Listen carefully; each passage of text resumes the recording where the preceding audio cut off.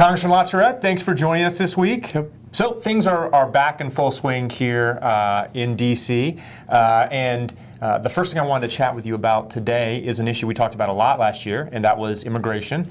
And before the last Congress left, they kind of punted on responding to President Obama's executive action on immigration. Well, this week, the punt's over, and House Republicans actually did something. Talk to us a little bit about that. Yeah, the House on Wednesday passed the Homeland Security Appropriations Bill, which was the one bill that they held out and said they were going to do something on the President's executive orders on immigration. Well, they dealt with it on Wednesday. It's passed the House, and it's now pending Senate action where it's going to face a little bit tougher challenge, which we'll talk about in a minute. But the agreed upon strategy was there was a bill to provide funds for fiscal year 2015 for the Department of Homeland Security, but they made an order 5 amendments that people had to take some pretty tough positions on. And they passed. One was a little close, and that was the deferred action on children. That is, that the children who were brought to the United States illegally by their parents, and the President's executive order deferred their deportation. This would have reversed that together with his other executive orders. And you had, this time, not the sort of the conservative rebel Republicans. You had 26 moderate Republicans walk from the Republican position, and I think it passed like 218 to 209, which is a relatively close margin. But that now is cleared, and it then queues up for next week action in the Senate, where it's going to be considerably more difficult because you have, again, only 54 Republican senators. You probably have a couple Democratic senators that will lean one way or another, but again, you'll have some moderate Republican senators who may not be all on board. And so what happens is yet to be determined. And in the menu of things, one, it could pass the Senate and it could go to the President's desk where he's likely to veto it, and that'll be that and have to start over. 2, it doesn't clear the Senate, so there's nothing for the President to veto, and they're going to have to do some horse trading back and forth between the House. A scenario that was suggested to me today is I was actually in the Senate talking to the Homeland Security Appropriations staff, is that there may not be a bill at all, and there'll be a continuing resolution which funds DHS for the balance of the year, but it won't have any extraneous immigration stuff on it. So we'll see. Next week it'll be a little clearer. In the big picture, do you think this debate is good or bad for Republicans? There's been a lot of talk that this has been a move by Republican leadership in the House to kind of mollify some of the conservatives who particularly were upset, and took their anger out on Speaker Boehner during the leadership election. Right. Like, I mean, do you think this long term is a good debate or a bad debate for the GOP? I think it's a good debate if it's handled appropriately. In that, the issue of immigration and illegal immigration is really a white-hot issue, and it's not a white-hot issue just for Republicans. There are a lot of Democrats and that live in different parts of the country that are upset that our immigration policy is broken, that people who didn't follow the rules all of a sudden are going to be gaining a status that people who followed the rules haven't gained in some instances. And so I think it's worth talking about. But in any discussion, what tends to happen sometimes, sadly, is that my party, the Republican Party, adopts a tone that is offensive to people, and you begin to shove people away. This doesn't have to be an offensive set of conversations. This can be, how can we talk about this in a way that deals with everybody's concern and moves the process forward. And I think it's healthy. I think it's healthy if it's handled correctly. My fear is you're going to get some chucklehead go on the news and say something really stupid. I think that's probably a good bet. Another issue I want to chat with you about is Dodd-Frank. Yes. We had legislation passed in the House this week that would delay the implementation of the Volcker Rule. First of all, explain to folks who are out there watching who don't know what the Volcker Rule, what it is, and talk to us a little bit about what's going on with this. Yeah.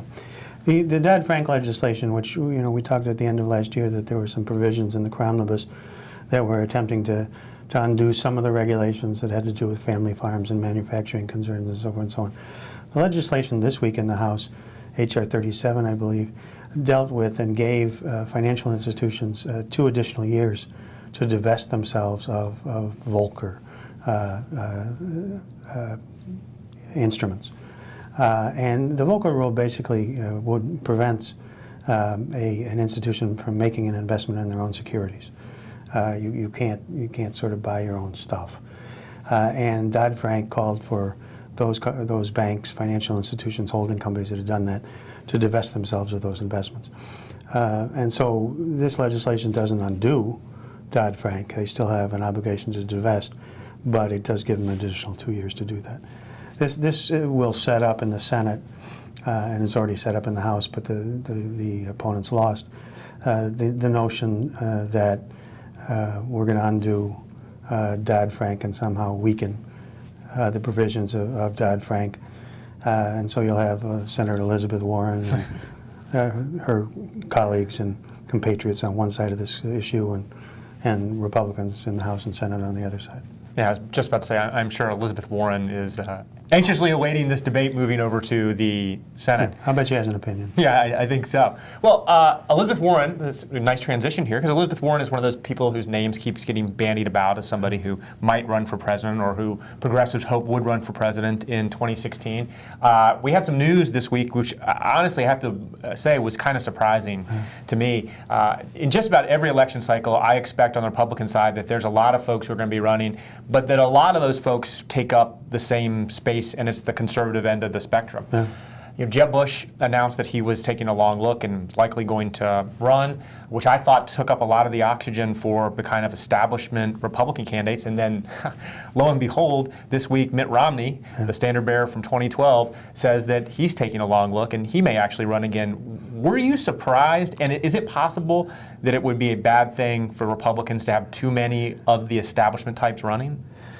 Well, it would only be a bad thing if we had the spectacle that we had in 2012, where you have these 35, 50 primary debates where 12 people show up on the stage and they're all saying different things, and it's really a painful process. And my personal view is that some of those debates did Mitt Romney in because he was forced to take positions that I don't think he was comfortable with, but to appease the primary audience, but it didn't translate into votes in the fall.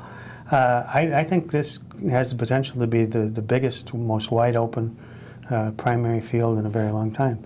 I now expect, based upon what's being in print, that Mitt Romney will run for a third time. I mean, he really is putting all the pieces in place. Jeb Bush, I think, is going to run. Chris Christie, I think, is going to run. Mike Huckabee, I think, is going to run. So you have a whole host of people, and then that just doesn't get down to the second tier, Carson and a whole bunch of other people that may be out there. So I think this is going to be a pretty active exercise. Whether or not having so-called center-left, center-right Republicans, moderate Republicans, mainstream establishment Republicans, too many of those, giving it to the conservatives, I don't know. I think this is wide open, and Republicans are going to have to hunker down and figure out who it is that they want to go against Mrs. Clinton or whoever the Democratic nominee is. But it does surprise me.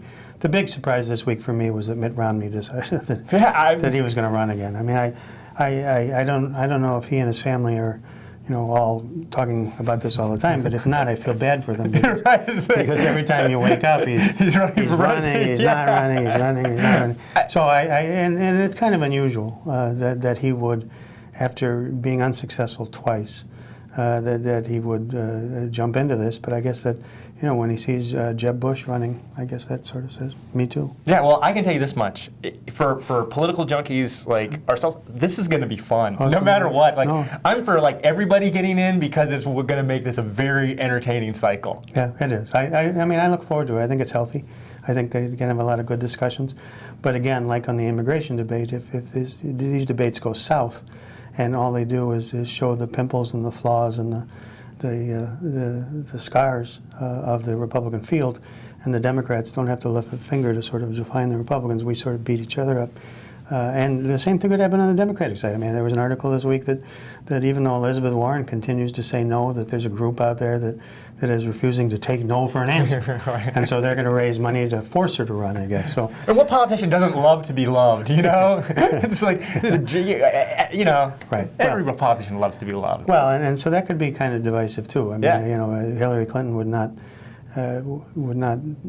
fare well in a debate with Elizabeth Warren relative. I don't think Elizabeth Warren would be quiet and just say, she's nice, but I'm better. No. I think she'd have some things to say. Yeah, I think so. Yeah.